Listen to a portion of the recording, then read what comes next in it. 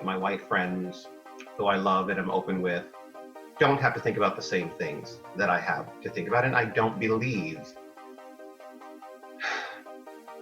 that simply because I'm not wearing a hoodie that I'm not a target.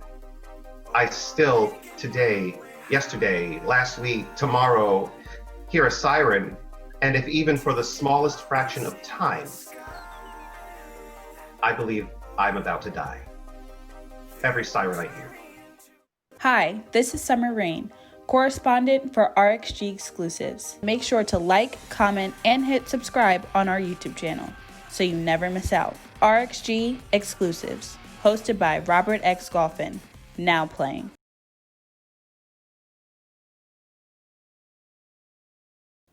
Breonna Taylor, Rayshard Brooks, Elijah McClain, Sergeant Damian Lamar Daniels, Jacob Blake. These are only 5 of the names at the center of the current Black Lives Matter movement. My guest on this RXG exclusive is a singer, songwriter, and musician from Virginia.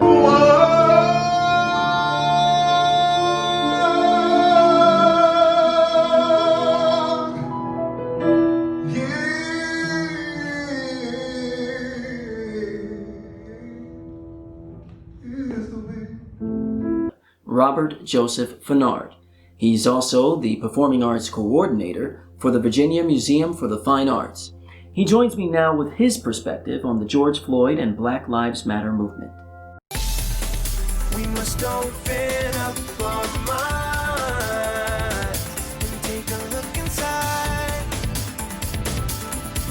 That we find we hold all the answers to life.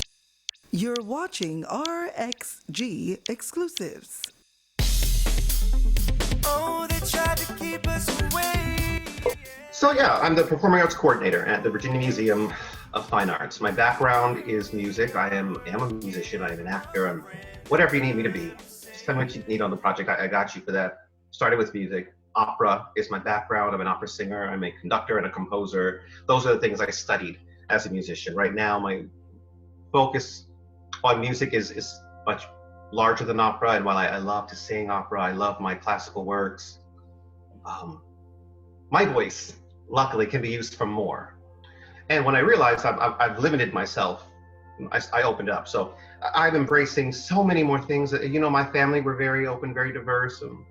I get to dabble with jazz and R&B and funk now, and I love it. And so at the museum, I program those things. And sometimes I perform, and I'll bring people in. I set up a stage, some tables. We do a whole event. I throw a weekly, used to have a weekly jazz concert, and at least a few more every single week. Meaning I did a minimum of 6 shows every month at the museum. And at first, I was just setting up a stage and some chairs and sitting back and watching, but in the atrium or someplace. But then I realized, no, wait a minute, I can do more. When one of our curators, Valerie Cassell-Oliver, hey Valerie, she made an acquisition from an artist named Ligon, and it's 3 words in light. Huge, bigger than a person. I mean, size of a bus. These are giant things. They're hanging from the ceiling. Gigantic things, can't be missed. And it says blues, blood, bruise. Just those 3 words. And we had Ligon come to the museum to talk to us about blues, blood, bruise, why and what. We already knew what it meant, but we wanted to hear him, and it's a statement about this very thing, Robert. It's about police brutality, and it's about, it comes from an interview he heard from one such incident out of New York decades ago, and some boys were arrested. They hadn't done anything wrong, and in jail were beaten by the police viciously, and everyone knew what was happening, breaking their bones, all of that. And the only way that those boys were offered medical attention was if they were bleeding. And for some reason, this particular young man's body just would not bleed. And so he had to make the conscious choice to open his skin so that he would bleed, and he could be seen by a doctor. And in that conversation, he used the words blues, blood, bruise. And he took those 3 words and created this piece of art. I tell you that story because it's in the atrium and it's giant and it's massive. It can't be missed. It can be seen day or night, inside the building, outside of the building. And I had the opportunity to put a stage in front of it and force people to look at blues, blood, bruise and think about what it means and ask me, what does that mean? And give me the opportunity to have conversations like these with them. And after I started doing that, I thought, oh my goodness, what else can I do? What else can I subtly show to make an impactful, powerful statement? And as I program going forward, I think about visually, what can people see that will make them think? Now that I'm virtual, I can be anywhere in the museum once I get going. But I also think about who is speaking and what do they have to say. We have a couple local young musicians. Oh, I'm so excited about them. I have not yet contacted them, but I plan to. Young guys, hip hop, he's a rapper. Love what he has to say. And I've been looking for hip hop this whole time, and I've been getting violence and drugs and sex, and I didn't want to tell that story. And this guy finally gave me something to talk about. A girl, I shouldn't say girl or boy, they're adults in 20s, a young woman in town. She sings her story of the immigrant coming from Mexico. And she talks about, I read a statement she released, and it talked about how her art is intended to communicate to her younger siblings that their struggle is valued and is important, and that they're not alone, and so that they could see someone, their older sister, giving messages of hope and telling the truth about their struggle and about who they are. And so as I have been programming, and will continue to program going forward, people like that are what I'm looking for. I want to hear that story. And it's not only the black and the brown. That's not it at all. And it's not all about struggle. But I want to see something positive and something beautiful and something true. Even if that positivity, that beauty, and that truth is just the beauty of flowers. Let's sing about that. But we're also going to sing about stop standing on my neck. It's just a crazy time we're in right now. It sure is. It sure is all over the world. And as it's happening, I remember being a child, and remember experiences, and I'm sure you have them too. A book of stories you could tell, but the things I'm remembered that are hitting me the most are being a child and just being in the house, and my mother watching the news, and I'm hearing reports about violence or about criminals in the area, and the fear I felt because I didn't know if I was going to come in contact with something like that. And that same feeling and that same fear spread throughout my way of thinking to events like this, and rightfully so. And so I have 4 nephews and 1 niece, and a lot of cousins that are their same age who call me uncle, all girls. And I wonder what do I teach them? What do I say to them? I'm reminded of the way I looked up to my uncles and the men in my family, and how do I use the power that I have to teach them something in the right way? And so since protests began, Richmond is not blind to it, and it's not unaffected. Of course, there are people here very angry. In fact, they're marching now with the mayor of our city, and that's not as positive as it sounds. But I'm going to tell you why. It's a good thing. Before I go back to it, that's great. I'm glad it's happening. But let me tell you how we got there. Protests happening, riots happening, looting, destruction. Richmond has it. Richmond's experiencing that. And I work for the state. I'm not a politician. I don't control anything. But because of my job, I work for the state in the performing arts field.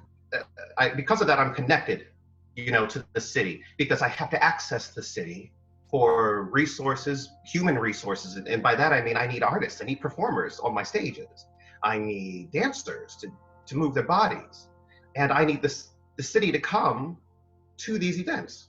So I've been very connected, and I've met a lot of people. I know a lot of people, and social media gives me the opportunity to watch what they're going through as I'm going through it myself. And so I became aware that once the curfew hit, that people were still demonstrating, peacefully demonstrating. And the first night of it, reports came the next day that I think a few people were arrested and detained, and they were violent protesters. But then the people, it's so funny, the people started spaced out too. They could see it too.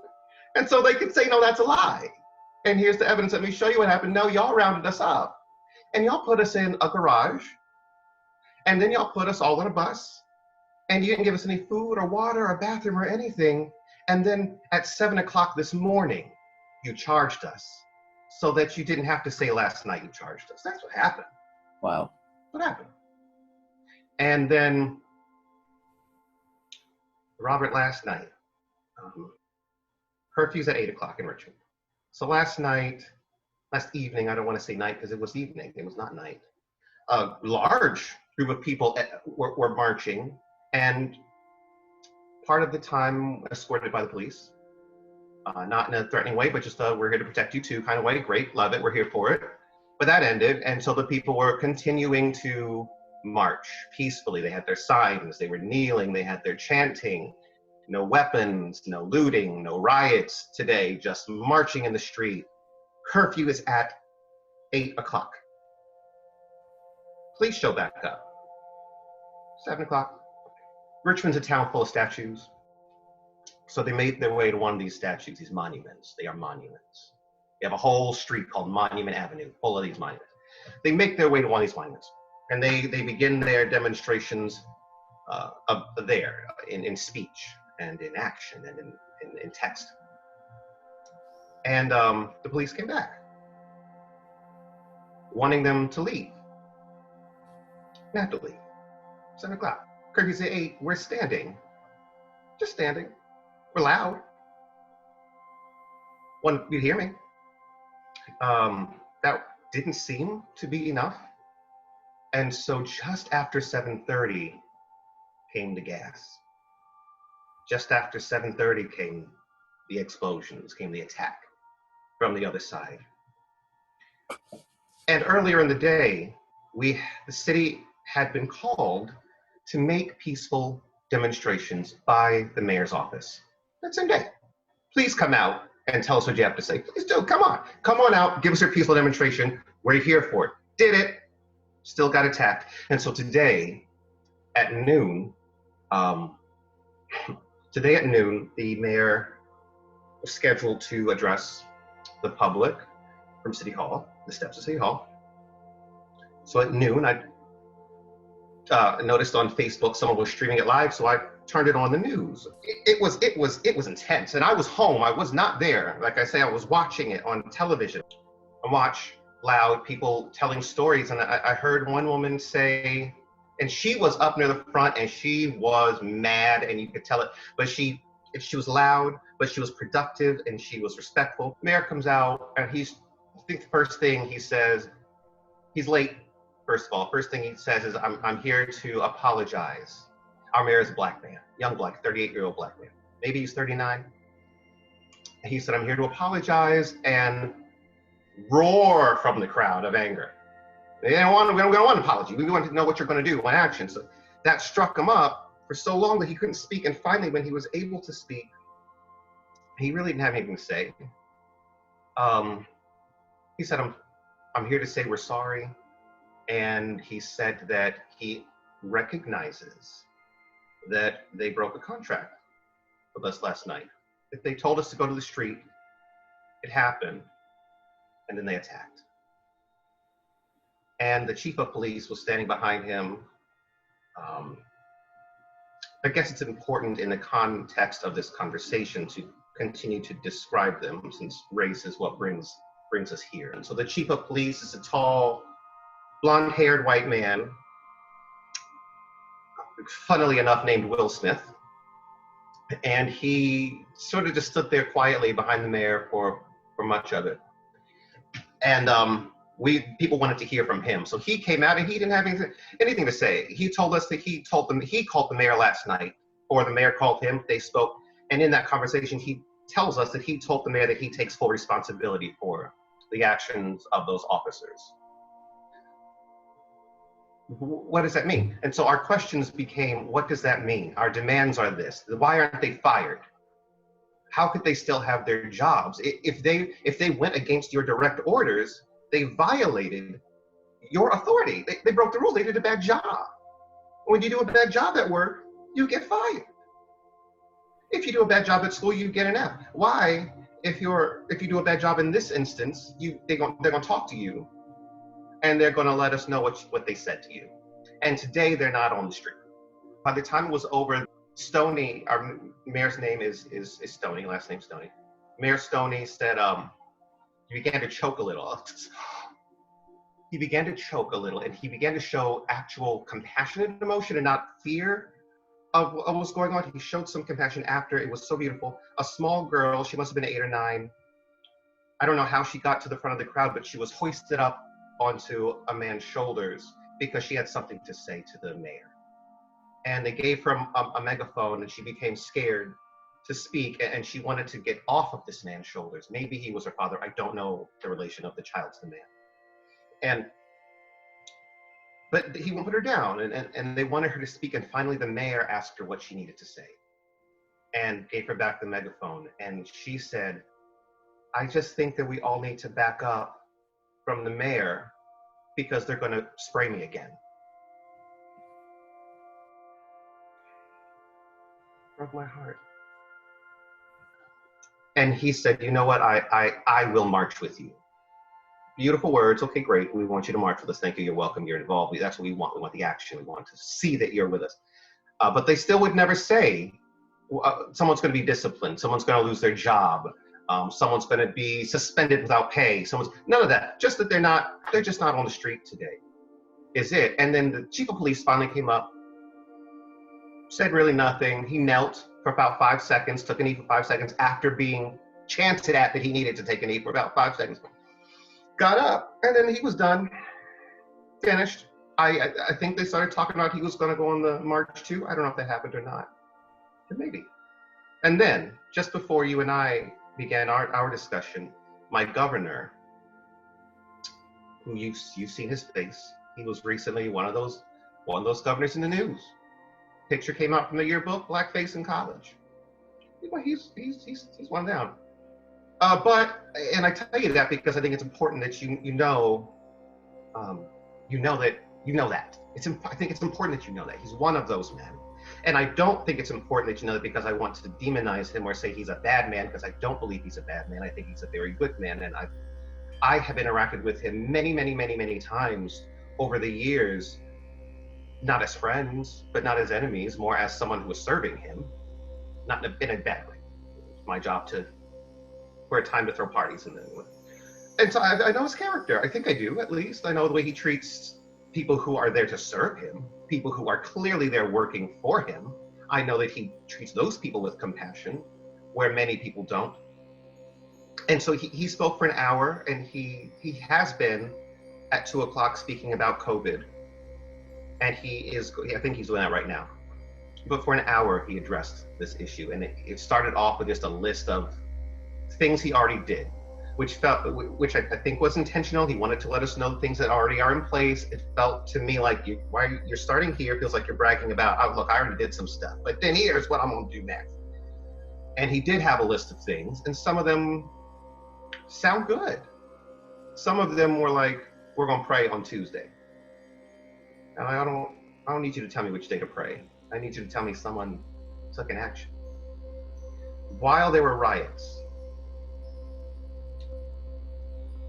and there is property damage. There's a building in town called the Daughters of the Confederacy.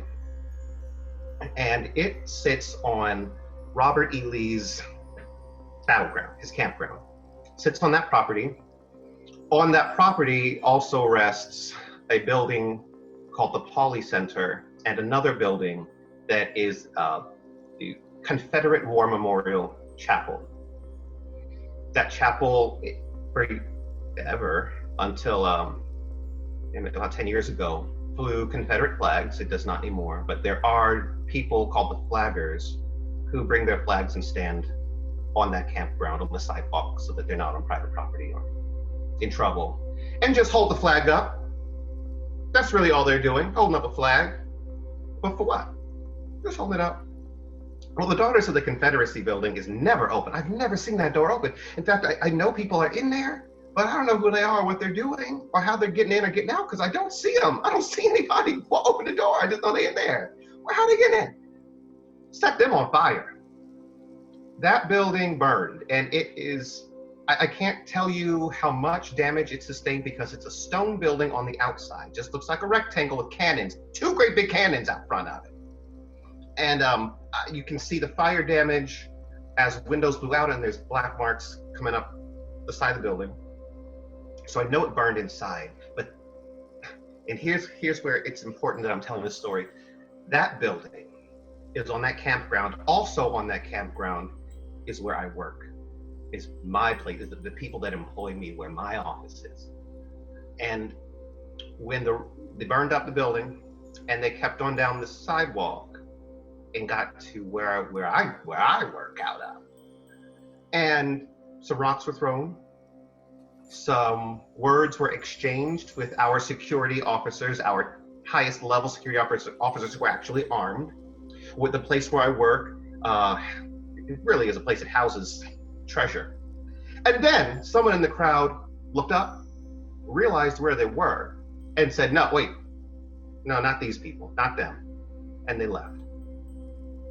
And so it made me feel like I am doing something with people in a place for my city that is making positive impact, even though and because we rest on this battleground with such important and devastating history.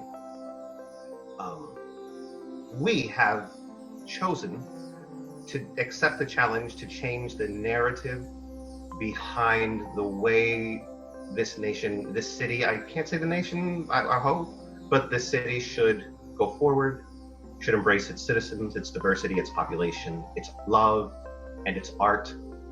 And very recently, we had a very big showing of that commitment with the installation of a piece of artwork that mimics those Confederate monuments littered all over my city. And that was a beautiful night.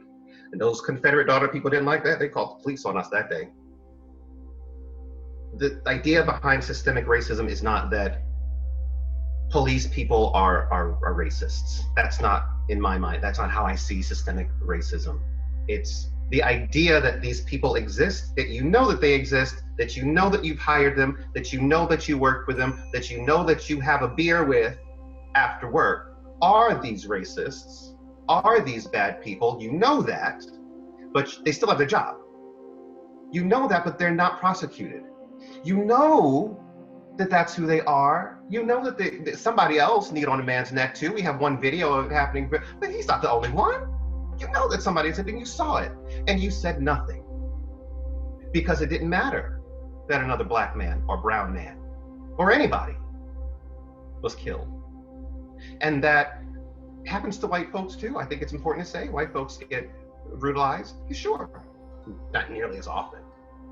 Not nearly for the same sort of things. I mean, you see the images all the time going around on social media. The man may have had a fake $20 bill in his pocket until he was murdered. But what about the little boy who shot up that church? He's just in jail. He had a gun. He had a weapon. What about all those men that were just protesting outside of City Hall last week because they wanted to go to Denny's? What about them? Why wasn't that a problem? Why don't we have to talk about that? What about a few years ago, use a big word, a couple years ago in Charlottesville, Virginia, right here in my backyard? What about that? And what about the fact that people died? It was violent, but I get to be told they were very fine people. And this time I get to be told they're thugs. That's what the systemic racism is. That's what it is. And because you can't see it and you don't want to believe it, I'm not for that. I'm not for it, I'm not with it. And I don't want you to even look me in the face and tell me the truth, because I can see your eyes and I've heard your lies before. So even if you told me the sky was blue, I wouldn't believe it. My white friends who I love and I'm open with don't have to think about the same things that I have to think about. And I don't believe that simply because I'm not wearing a hoodie that I'm not a target. I still today, yesterday, last week, tomorrow, hear a siren, and if even for the smallest fraction of time, I believe I'm about to die. Every siren I hear, I believe my life's gonna end, even if it's just for a fraction of a moment. Sometimes it's for longer. Just this morning, I'll tell you a personal story that happened to me this morning, sitting on my couch at my computer, working on these things, these thoughts in my head, watching the news, and my doorbell rang. That's a simple act. Should be nothing ominous about that. But I was scared, to be honest. My first thing I felt was fear, because I haven't had anyone in my home for a couple months. And the only time my doorbell rings or someone knocks on the door is if I've ordered food or something, and none of that happened. And it was like 9 o'clock in the morning, and I was terrified. And I didn't do it. I sat there, I thought about what to do, but then I thought, no, I can't be afraid of a doorbell. So I got up and answered, and it was a man outside who was there cleaning the streets, and he wanted me to know if I knew somebody's car he wanted to. That's all he wanted. But it scared me. And there was nothing scary happening. Are there any white people, Americans, humans, souls, that have ever been scared by a doorbell? When senseless tragedies like this occur, which seems to be all the time, it seems like the nation awakens for a moment, and it often serves as a catalyst for town halls and panel discussions and the frequent quote and important conversation. But young people of color, and even some that are more mature, are fed up with all the talk and lack of action. Eradicating racism is not going to happen overnight, if at all. We know that. But can you think of any specific ways that the nation's policing system, and let's face it, the nation as a whole, can uproot the very foundation of what the problem really is? Because without uprooting it, I don't know how we move past this point. Does that make sense? Yeah, it does. And I think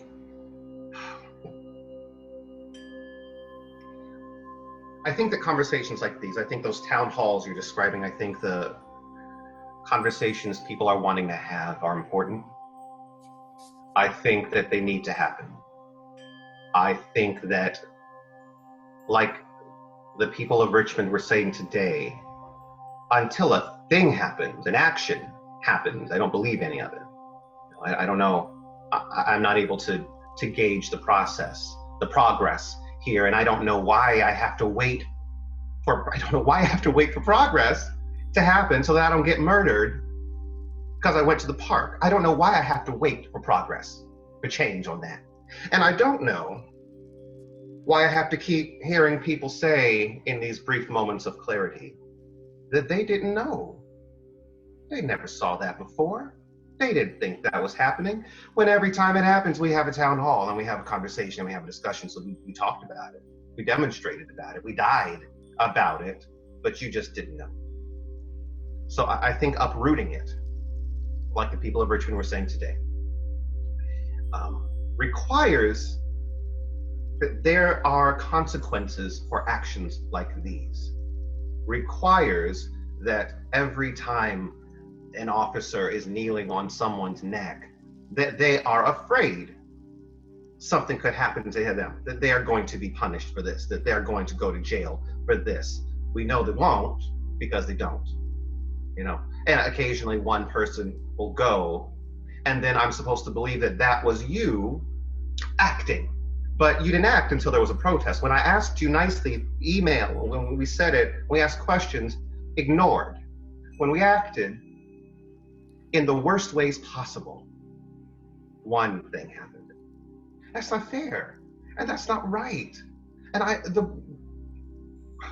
this violence that we're going through right now is not good. Is not right. It is loud. It is the voice of the unheard. That's a powerful statement, Dr. King. It is the voice of the unheard. I read a statement someone made, and in that statement they pointed out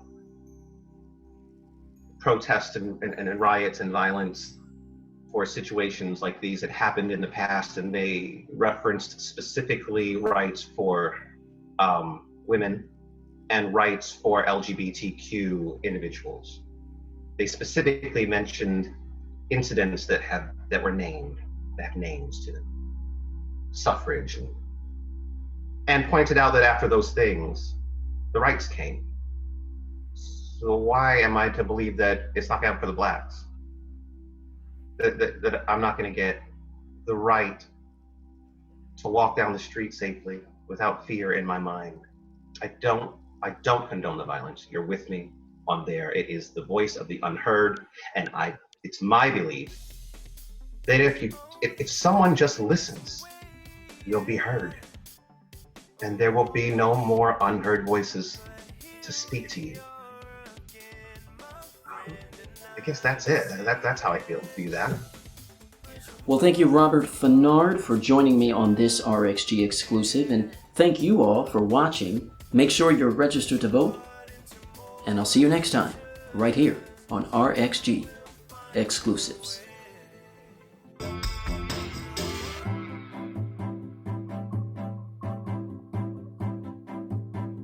Hi, this is Summer Rain, correspondent for RXG Exclusives. Make sure to like, comment, and hit subscribe on our YouTube channel so you never miss out. RXG Exclusives, hosted by Robert X. Golphin, now playing.